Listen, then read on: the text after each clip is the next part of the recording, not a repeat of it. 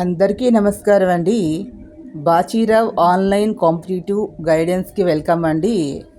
Staff selection commission వాళ్ళ junior engineer పోస్ట్కి notification పడింది. లాస్ట్ డేట్ వచ్చింది month of July 20th. Already start అయింది. ఇది 18 to 32 years ఏజ్ అండి. జనరల్ కేటగిరీ వాళ్ళకి, బీసీ వాళ్ళకి 3 years, ఎస్సీ వాళ్ళకి 5 years రిలాక్సేషన్ ఉంటుంది. అదే ఫిజికల్లీ హ్యాండిక్యాప్డ్ వాళ్ళకి 10 years వరకు యాజ్ పర్ నామ్స్ ఉంటుంది. సో ఇక్కడ మనకు వచ్చి పేపర్ వచ్చి ఇది క్వాలిఫికేషన్ ఏంటంటే డిప్లొమా. టోటల్ పోస్టులు వచ్చి 1340 పోస్టులు ఉన్నాయండి ఓవరాల్ ఇండియాలో.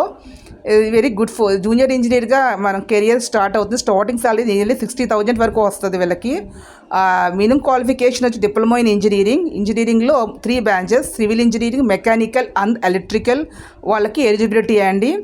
ఇక్కడ 2 పేపర్స్ ఉంటాయి. పేపర్ 1 వచ్చి మనకి general knowledge and also mental ability papers ఉంటాయి. అవి వచ్చి 200 మార్క్స్కి ఉంటుంది.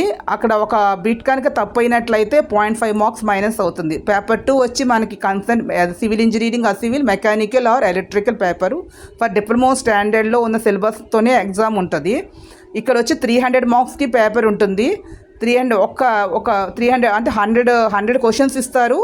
Each question carry 3 marks. దీంట్లో ఒక బిట్ తప్పు అయితే మనం గెయిన్ చేసిన మార్క్లో నుంచి -1 మార్క్ తీసేస్తారు. అక్కడ వచ్చి మాత్రం టోటల్గా 200 క్వశ్చన్స్, ఇక్కడ వచ్చి 100 questions.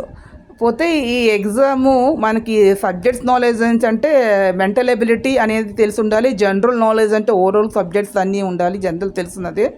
And also the current affairs కూడా ఉంటాయి, బేసిక్ నాలెడ్జ్. మరి ఎవరైతే వాళ్ళ కన్సర్న్ సబ్జెక్ట్లో డిప్లొమా ఇంజనీరింగ్ సబ్జెక్ట్లో స్ట్రాంగ్గా ఉంటారో సో వారు జాబ్ చేయించడానికి అవకాశాలు ఎక్కువ ఉంటాయి. కాబట్టి స్టాఫ్ సెలక్షన్ కమిషన్ వల్ల డిప్లొమా హోల్డర్స్కి సంబంధించి జూనియర్ ఇంజనీర్ పోస్ట్. ఈ వీడియో మీకు నచ్చిన లైక్ చేయండి, షేర్ చేయండి, సబ్స్క్రైబ్ చేసుకోండి. ఒక చిన్న లైక్ ఇచ్చి ఎంకరేజ్ చేయండి. ఈ కామెంట్ బాక్స్లో కామెంట్స్ తెలియజేయండి. Please subscribe my channel. Thank you to all.